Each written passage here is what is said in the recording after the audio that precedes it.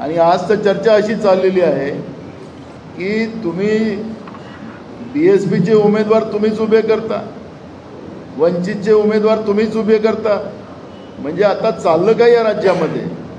म्हणजे तुम्ही मतविभाजनाचं जे राजकारण करत होता त्या राजकारणामध्ये सुद्धा आता लोकांना कळायला लागलेलं आहे की तुम्ही मतविभाजन करून पुन्हा आपली राजकीय पोळी कशी शेकता येईल असं एकदा दोनदा तुम्ही केलं, आता तिसऱ्यांदा चालणार नाही. राज्यातल्या जनतेने मानस केलेला आहे की शाहू फुले आंबेडकर विचाराला या राज्यामध्ये जे तिलांजली देण्याचं काम भाजपने केलं की आता तिलांजली देता येणार नाही आणि शाहू फुले आंबेडकर विचाराचे लोक आता एकजूट आलेले आपल्याला महाराष्ट्रामध्ये पाहायला मिळतात आहे. आणि म्हणून आमच्या नेत्याच्या अंगावर तुम्ही आलात किंवा तुम्ही जे फेकुगिरी करता, सातत्यानं जुमलेबाजी करता, ते तुम्ही थांबवावी असं आता आम्हीच नाही तर जनता सुद्धा त्या पद्धतीची भूमिका मांडते आहे. दुर्दैवाचा दिवस नाना पटोलेच्या आयुष्यातला असं मी त्या ठिकाणी मानतो. आम्ही पत्र 7 जागेंचा पाठिंबा दिल्यानंतर काँग्रेसच्या वरिष्ठ नेत्याने 2 मतदारसंघ पाठिंबा द्या म्हणून असताना कळवलं. कोल्हापूर आणि नागपूर दोन्ही ठिकाणी आम्ही असताना पाठिंबा त्या ठिकाणी जाहीर झाला. आमच्या पाठिंब्यामुळे कोण जिंकणार कोण हारणार हा भाग वेगळा, पण आजच्या पत्रकार परिषदेमध्ये नाना पटोले यांना काँग्रेसचा उमेदवार जिंकणार याच्याबद्दल प्रचंड दुःख झालं आणि म्हणून त्यांनी असताना आज आरोप केला की आम्ही जे काँग्रेसच्या उमेदवाराला पाठिंबा दिला तो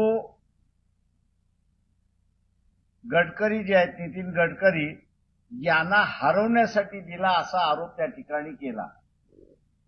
नाना पटोले आणि भारतीय जनता पक्षामधल्या काही नेत्यांबरोबरचे त्यांचे असणारे संबंध यातून खुले झाले, ओपन झाले आणि ह्याच्यातूनच आपल्याला असं कळतं की काँग्रेसने नाना पटोले यांना भंडारा गोंदिया कॉन्स्टिट्युन्सी लढा म्हणून सांगितल्यानंतर मला लढता येत नाही असा जो सांगितला, विड्रॉ केला उमेदवारी जाहीर झाल्यानंतर सुद्धा त्याचं खरं कारण आज आपल्याला कळतंय की त्यांना बीजेपीच्या विरोधात लढायचं नाही.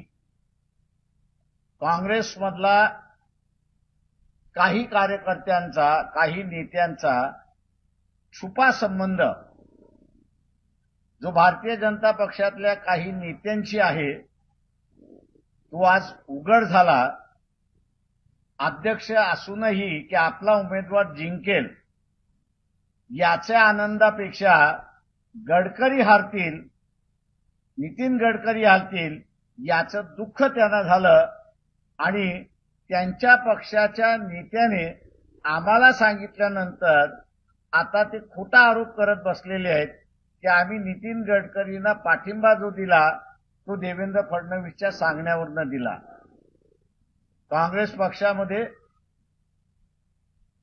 अध्यक्षांवरती किती विश्वास आहे तो याच्यावरूनच दिसतोय आणि म्हणून काँग्रेसमधल्या वरिष्ठ नेत्याने डायरेक्टली आम्हाला असणारं त्या ठिकाणी कम्युनिकेट केलं. त्याचं आम्ही दिलेल्या शब्दाप्रमाणे आम्ही असणारं पाळलं.